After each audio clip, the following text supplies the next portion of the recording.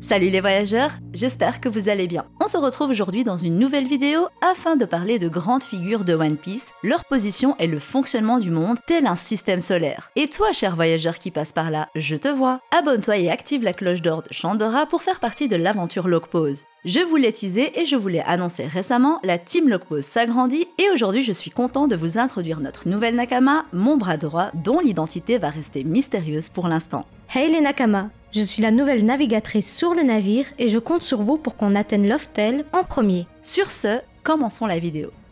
Et si je vous disais que chacune des planètes existantes de notre système solaire correspondrait à un personnage de One Piece, ce qui, explicitement, montrerait la position de certains personnages et la manière dont l'univers de One Piece fonctionne et est constitué. Depuis la révélation de Luffy étant le dieu du soleil, nous avons tous pensé à l'existence d'autres dieux, surtout que 4 dieux furent mentionnés à Skypiea. Rappelez-vous également du système solaire à Ohara, avec l'archéologue Clover, qui fut assassiné par le gouvernement mondial, car il avait déchiffré quelque chose qui ne pouvait pas se faire savoir. Et avec la récente révélation du nom de l'un des doyens, Saturne, nous avons là une piste qui nous offre plusieurs possibilités dont on parlera plus tard dans la vidéo. Afin d'être le dieu de la terre ou du soleil comme les Luffy, il faudrait probablement détenir un fruit du démon en rapport avec cette même planète ou avoir hérité d'un pouvoir ou caractéristique qui y soit lié. Voyons donc parmi les personnages de One Piece à quelle planète du système solaire il pourrait correspondre et pourquoi. Commençons par l'élément le plus évident, Monkey D. Luffy qui peut être considéré comme le soleil incarné. En tant que protagoniste de l'œuvre et défenseur de la liberté, il est la source d'illumination pour les personnages et incarne un sourire rayonnant. Comme le soleil est un astre plus grand que toutes les planètes et est au centre de leur rotation, il est logique que son représentant soit également au centre de l'histoire, attirant l'attention de tous notre tendre et cher Monkey D. Luffy. De la même manière, Luffy ne se laisse pas influencer par les autres personnages, mais plutôt ceux-ci sont naturellement attirés vers lui, tout comme les planètes sont attirées vers le soleil par la force gravitationnelle. Quant aux personnages correspondant à Mercure, Mars, Vénus et Jupiter, il est plus difficile de les déterminer avec certitude, mais on peut suggérer qu'ils pourraient être associés aux 4 doyens restants du Gorosei. De même, le personnage nommé Saturne représenterait donc naturellement la planète Saturne. Comme je l'ai mentionné précédemment, je pense que les membres du Gorosei sont nommés d'après les planètes et les représentent en conséquence. Concernant Saturne, il serait alors associé à la planète Saturne et pour étayer cette théorie, j'ai effectué une recherche sur l'origine des noms des planètes. J'ai découvert que tous les noms proviennent de dieux mythologiques grecs ou romains. Et dans le cas de Saturne, son nom provient de Saturnus, un dieu romain, et de son équivalent grec Chronos. Après avoir effectué une recherche sur ces dieux, j'ai trouvé leurs histoires, pouvoirs, armes, rôles et descriptions physiques.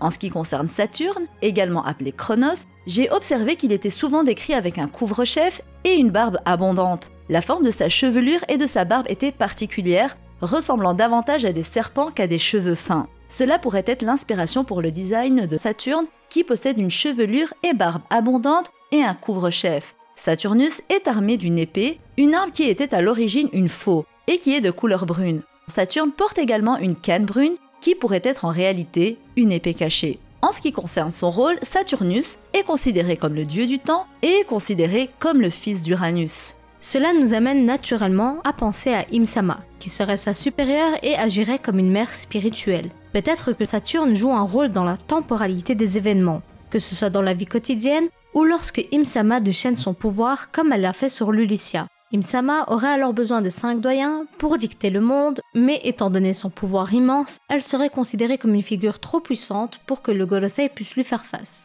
Ces derniers n'oseraient jamais tenter de lui faire face car ils sont loyaux envers la reine suprême, mais surtout, les doyens du Gorosei et Im-sama ont besoin les uns les autres et s'équilibrent mutuellement. Maintenant, parlons des autres doyens du Gorosei et de leur éventuelle correspondance avec les dieux mythologiques. Il est important de noter que les membres du Gorosei ne sont pas nécessairement des répliques exactes de ces dieux et peuvent avoir des représentations variées. Mercure, Mars et Vénus sont nommés respectivement d'après les dieux Hermès, Martius Mensis et Vénus. Hermès est considéré comme le dieu du commerce, des voyages et des messagers. Il est possible qu'un membre du Gorosei gère les affaires commerciales, les voyages et les communications dans le monde.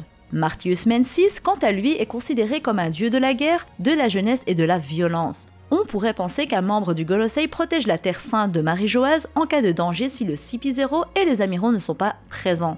On peut aussi remarquer que parmi les membres du Gorosei, celui qui a l'apparence la plus jeune semble être blond. Et enfin, Vénus est la déesse de l'amour et de la séduction. Il est possible qu'un personnage comme Boa Hancock corresponde à cette divinité, mais cela est peu probable en raison de son importance insuffisante dans le système.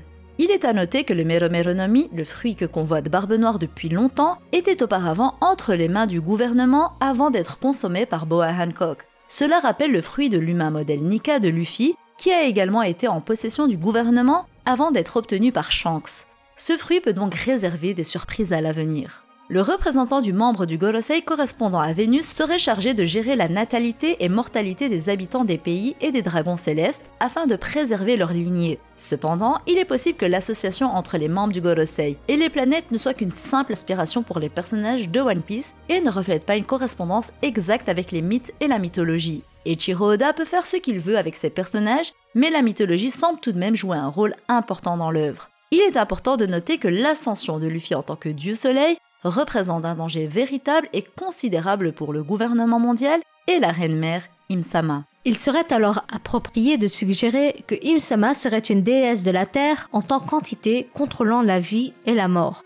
Dans le système planétaire vu à Ohara, la Terre est considérée comme le centre de l'univers. Une théorie qui avait également vu le jour hors fiction, appelée le géocentrisme. Une perspective qui est maintenant considérée comme erronée car nous avons des preuves du contraire. Cependant, cela pourrait être considéré comme une argumentation pour démontrer que Im pourrait actuellement être considérée comme la déesse de la Terre régnant sur tout l'univers.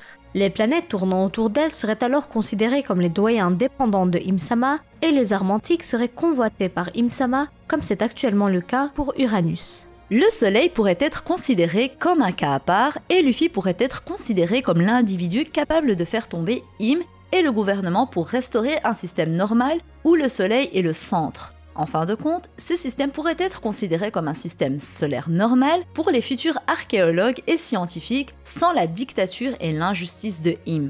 Il est également possible d'argumenter que Im pourrait être considéré comme la Lune, ce qui créerait une opposition avec le Soleil. Cependant, cette perspective dépend de la manière dont on perçoit les choses, et d'autres personnes pourraient considérer Eneru ou Teach comme le dieu de la Lune. Bien que cela soit une possibilité, cela nécessite encore plus de preuves et d'analyses pour être considéré comme une théorie plausible. Il est possible que le dieu de la Lune soit Eneru, qui se considérait comme tel depuis longtemps. En outre, il a effectué un voyage sur la Lune et a acquis des connaissances que nous ne possédons pas encore. Il pourrait réapparaître dans le même récit plus tard et se proclamer comme le dieu de la Lune. Cependant, cette hypothèse n'est pas nécessairement considérée comme étant la plus probable, car la théorie de Teach comme étant le dieu de la Lune semble être la meilleure option, ayant depuis le début de l'œuvre une opposition constante et concrète de Monkey D. Luffy à Marshall D. Teach. Les ténèbres versus la lumière, la Lune vs le Soleil, le Yin et le Yang.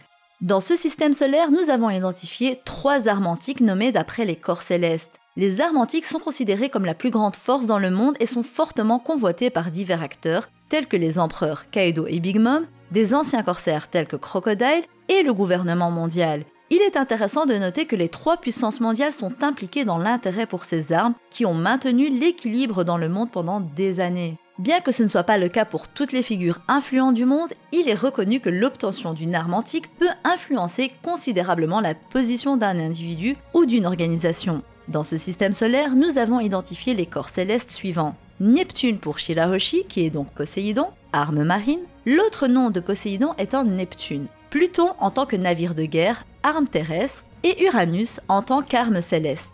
Dans l'œuvre, il existe une analogie entre les corps célestes et les personnages importants. Nous pouvons voir que le Soleil est associé à Luffy, le protagoniste central de l'histoire. Les doyens, quant à eux, qui ont un rôle important dans l'avancement et la prospérité du monde, sont associés aux planètes Mercure, Vénus, Saturne, Jupiter et Mars. Les armes antiques qui sont convoitées par les plus forts et les plus influents et ont le plus grand pouvoir de destruction au monde sont associées aux planètes Uranus, Pluton et Neptune. Et pour finir, Im-sama, reine-mère, représenterait la planète Terre. Cette analogie exprime la place, le rôle et le pouvoir de ces personnages ainsi que leur importance dans One Piece. Si cela se concrétise, cela pourrait expliquer de nombreux mystères tels que le système planétaire d'Ohara, et nous pourrions en savoir plus sur les pouvoirs des doyens, de Im et leur histoire, ainsi que sur l'histoire de One Piece au cours des 800 dernières années.